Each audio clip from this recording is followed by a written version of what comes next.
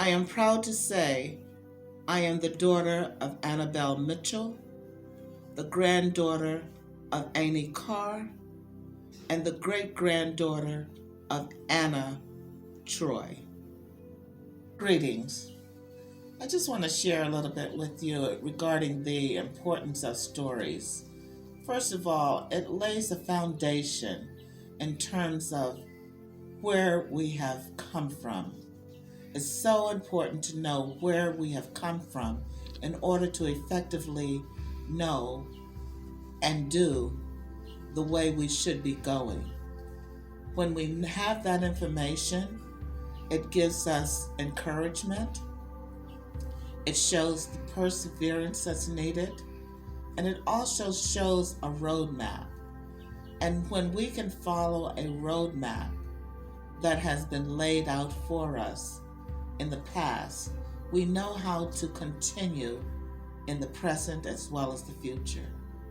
Now, that doesn't mean that we repeat the mistakes, but we have a chance to look back to improve the errors that need to be strengthened. And everything comes together, as the scripture says, for those who love the Lord. And at this particular time, we have so many challenges that we have to. It is not an option not to come together in unity and definitely in love. Hi, I'm Gwen Newman-Jones, and I'm here to share my concept of stories as I look back over my life in time and space and going back to college, because I attended LACC. And back in 1966, 67, that's when we started, as far as the Black movement started on college campuses, we wanted to have history classes. Yeah. And so one of the major things that we were fighting for was to have African American history classes. And we picketed in front of LACC. We had our various protests.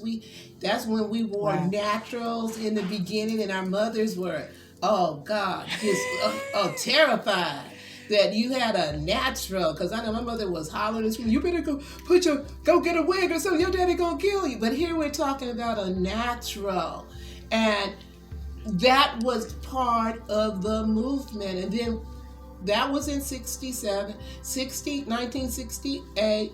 Okay, we fought for to have his African American history classes. And that was in 67. In 1968, I was sitting in my first African American history class at LACC. Our textbook was Before the Mayflower by Lerone Bennett. Wow. And I lost my copy, and I couldn't find it. And I found this store, and I had, for a book that cost $3 at the time, I had to pay $57 to get another original copy, because it signified the beginning of the programs that you see on all these various cameras. I'm Dr. So-and-so, and I got my PhD in African American history. And to realize that you're part of that legacy and you're still here is a phenomenal experience. And we're still here to get things straight, because they thought they were going to knock us off with drugs, weed, and everything else. Right. And everybody, but they forgot. Everybody don't do those things. Because I was teaching in Watts when supposedly there was this, on 103rd in Alameda, there was supposed to be this train car. You know how they had those box cars that was supposed to have been filled with dope? But nobody broke in. And so that was supposed to be a setup. They moved it down. Somebody broke it down, but it wasn't over in the neighborhood anymore. But it's just all these things to have experience and to still be here and to turn the reins over to the up-and-coming leaders. It's a powerful thing. And to still be here to help navigate and to tell the stories. Yeah. And to still be a part of this history is phenomenal. All of us have stories to share. And now it's important for us to have the storytelling with our family members. Yeah. Where you're sitting around and you're talking about your experience. No matter where you came in on the timeline of life, some of our experiences overlap, but each generation is going to have their own unique experiences and stories that they're going to share. But I've been through all of them up to now.